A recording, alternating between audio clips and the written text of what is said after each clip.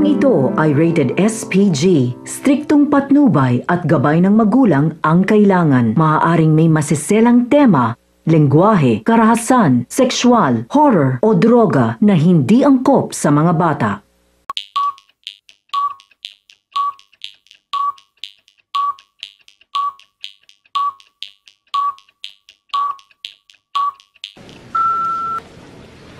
Ililit tuluganay, wala diri imo nanay, kato tienda bakal papay, ililit tuluganay.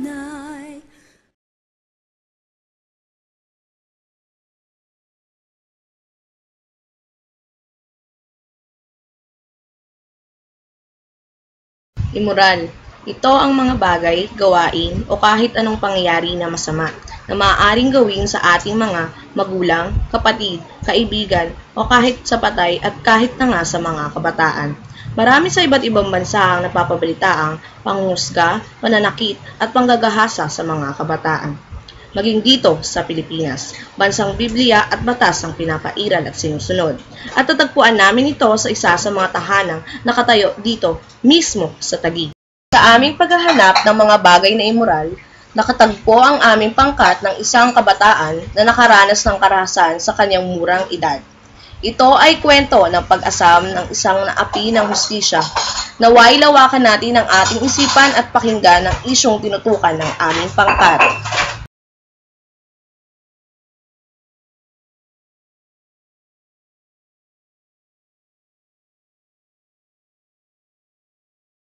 Ako po si Jenny, 12 years old, member ng choir, captain ball ng volleyball team ng school namin, at please sa room namin.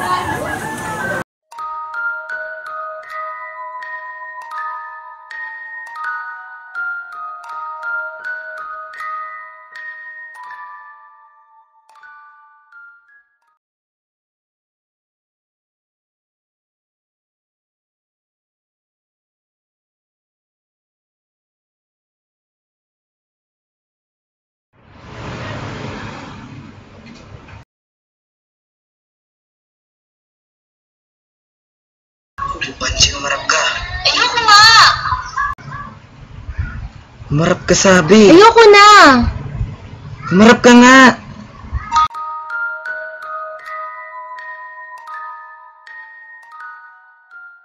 Ayoko na!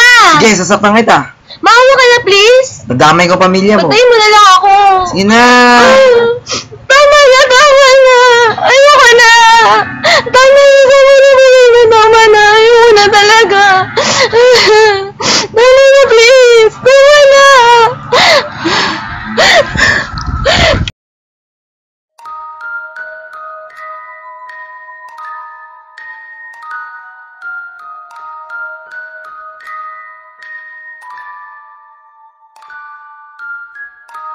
Ibig sabihin, under mo na yun. Kasi ito mo na yung ikaw mo under mo sa ganda. Ma, may problema ka ba? Ma! Ma! Ma! Doon ba naman kasi yan? Tinatanong eh!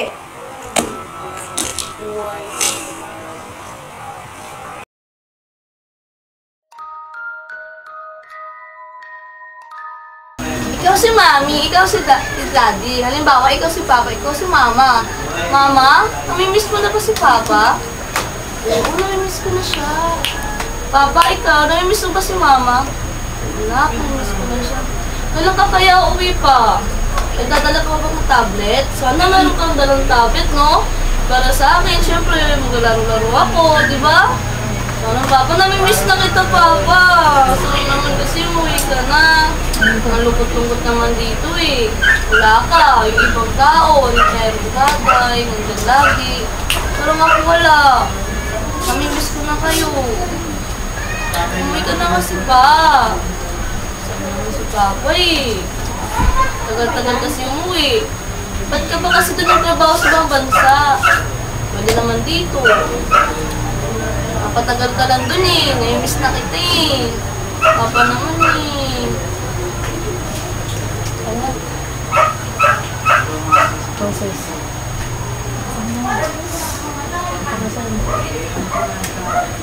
Tigin sa kanila.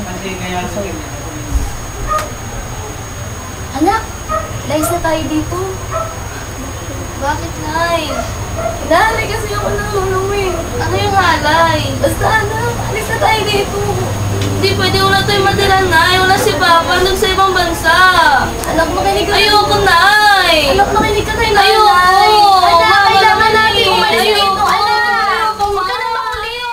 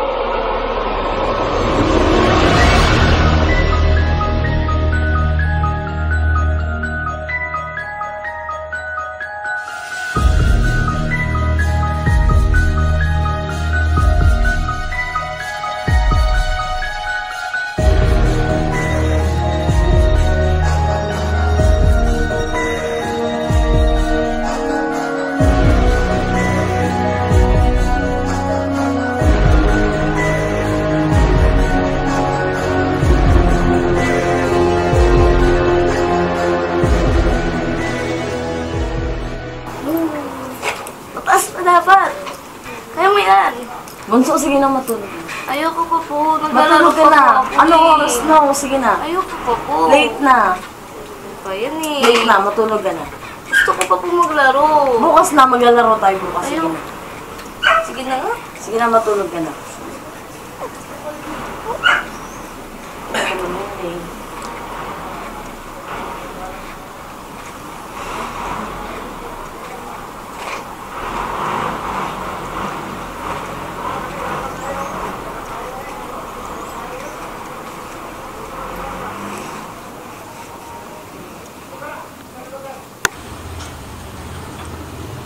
Ate! Ate! Ate! Ano ba yan? Nawala pa ako matulog? Ayos naman to eh. Ano nangyari?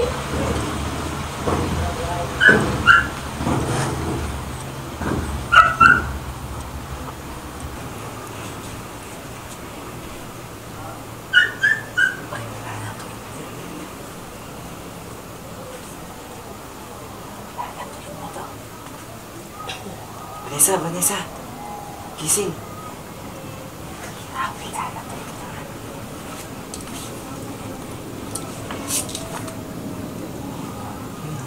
Wow! Sexy! Yummy!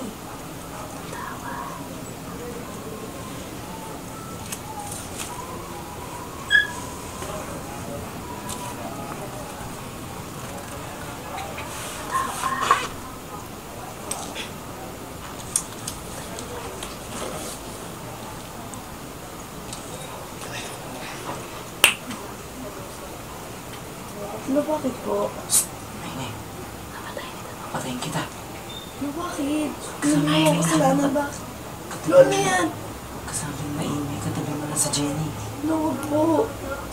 No.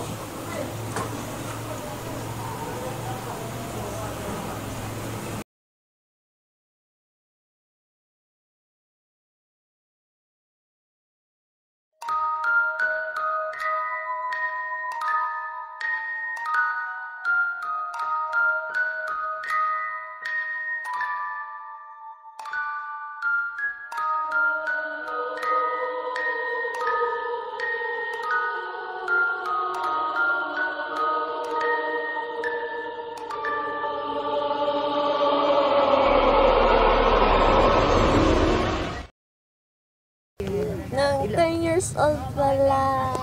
Ito, ibaba natin. 10 years old pa lang po ako. Kayo lang. Sige po, tayo.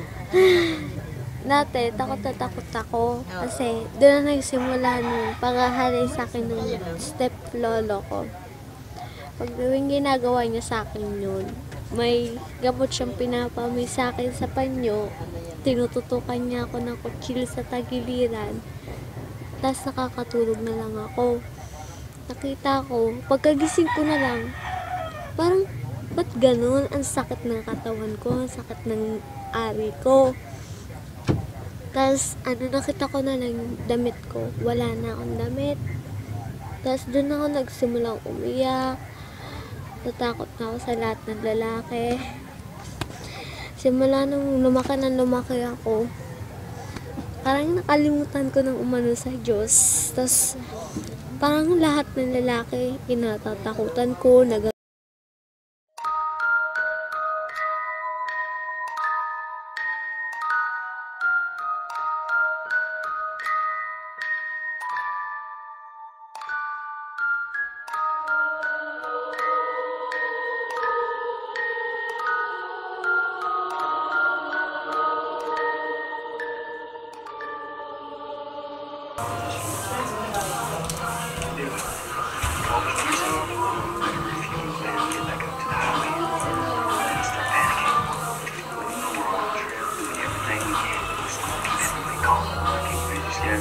Kamay mo!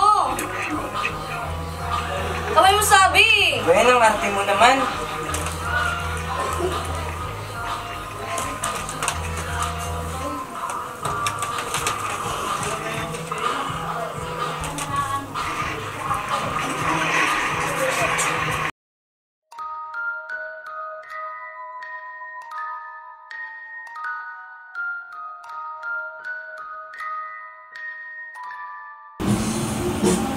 Uy, tanda na nga ka.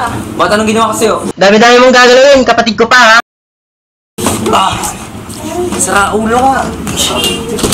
Anong dapat sa'yo?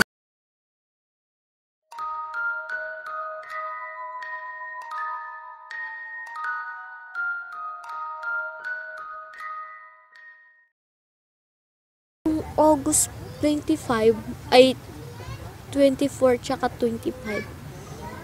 Final na namin sa volleyball noon. Yung 2014 ngayon. Tapos, nagulat ako. Ba't siya gising? Nakita niya ako nagluluto. Tapos, sabi niya, sige, sumigaw ka. Tignan mo, mamamatay ka. Nakatawa siya sa akin ng masama. Tapos sabi ko, ayoko na po. Tama na po. Tama na, gawin na ako. Sabi niya, huwag kang sisigaw, mamamatay ka. Tapos sabi ko, hindi naman po ako sisigaw eh. Pero tama na po yung ginagawa niyo sa akin. Kay mama pa po yan eh. Tapos yun, pinaamoy niya na naman ako ng gamot. Tapos yun, nakatulog ulit.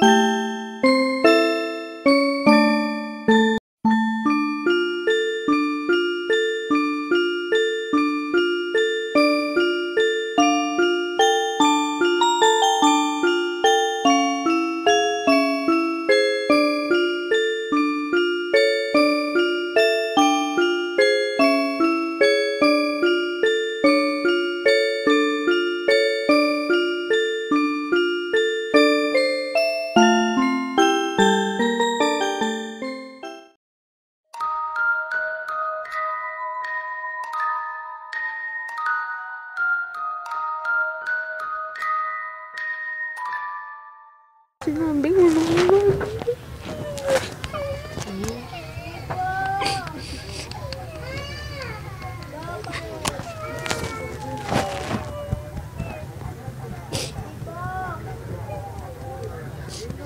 Nung sinabi ko na kalante yung nangyari sa akin, noon na hindi na nila ako pagaliwan. Tapos yung sinabi na ni Ate Alondra yung totoo, naniwala na sa akin sila. Sabi nila, kinabukasan ko.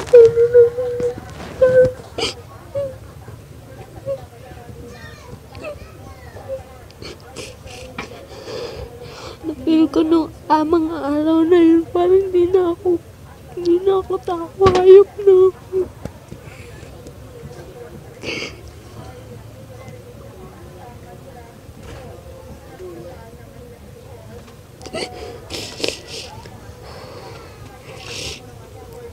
Tapos sinuli na si tatay ng mga tanong. Galit sa akin si tatay, nakangiti siya na nagagalit sa akin. Anong sabi niya? Nakangiti lang siya sa akin nung pag-akit na sa may, ban na sinasaktan namin.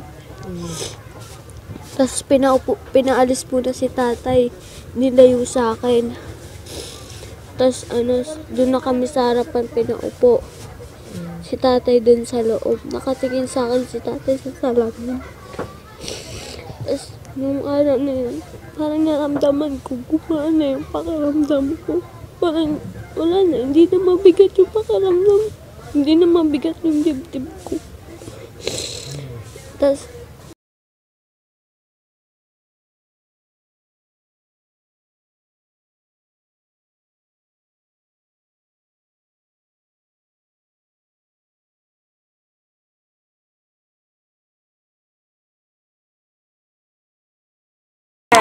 sabi natin kung ito ay magic okay. Una-una, meron siyang laceration. Iba, may laceration. Pero mayroon naman iba niya wala naman. Kasi ang una-una ng laceration doon sa kanya ay napukuya. So may epekto siya ng physical sa pangatawan ng tao. And then, kung example na traumatize din siya, may epekto din sa kanyang katawan. Kasi physically, pag hindi siya makatulog, so nagkakaroon din siya na mamayat siya. At kung hindi din siya makaano ng tulog ng maayos, namumutla siya. At namumula din ang mata niya pag hindi siya makatulog ng maayos. Kasi restless ka rin, hindi ka makapahinga. So naka-epekto din. Ang iba naman, kung may trauma sila, sige kain na kain.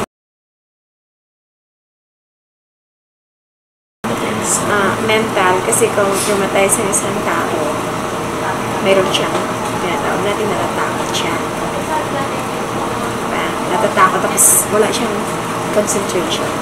Lalo na kung siya isang bata at isa estudyante. Mentally, apektado siya sa kanyang concentration at focus. Hindi siya makapag-focus ng maayos, hindi siya makapag-isip ng maayos. Kasi palagi na siya nananayos.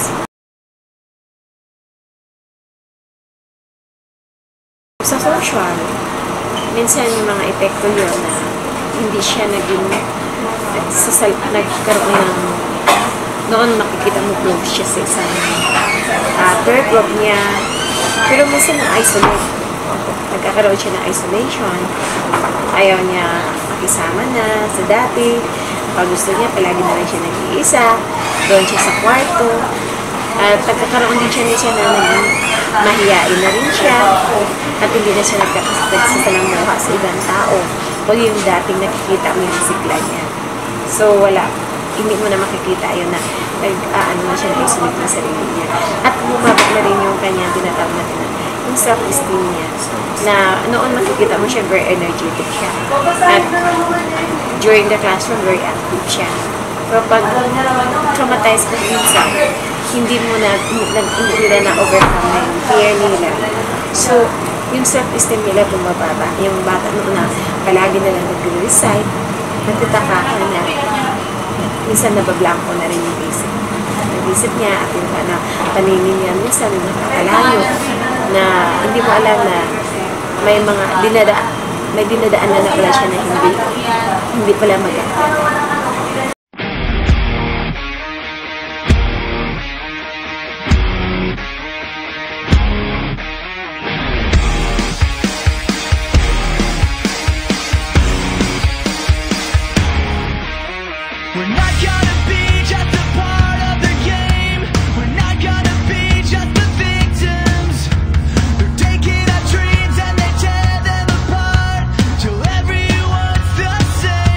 I've got no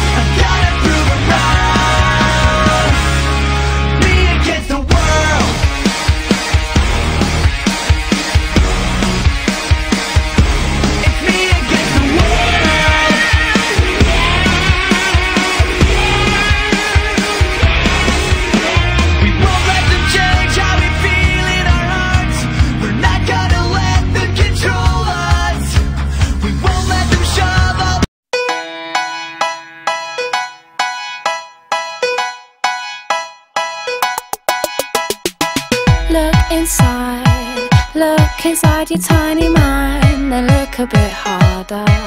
'Cause we're so uninspired, so sick and tired of all the hatred you harbor. So you say it's not okay to be gay. Well, I think you're just evil. You're just some racist who can't tie my laces. Your point of view is medieval.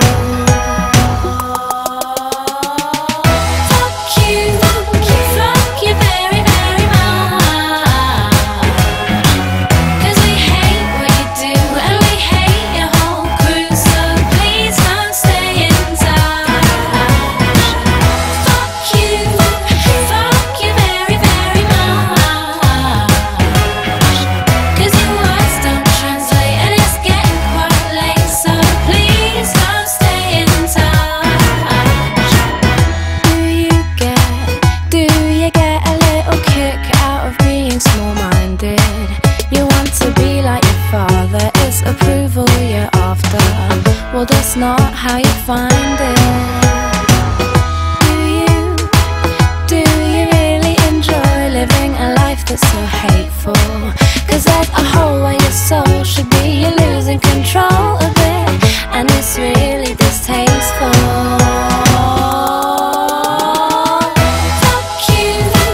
Fuck you very, very much. 'Cause we hate what you do and we hate your whole crew. So please don't stay in touch. Fuck you very, very much. 'Cause your words don't translate and it's getting quite late. So please don't stay in touch.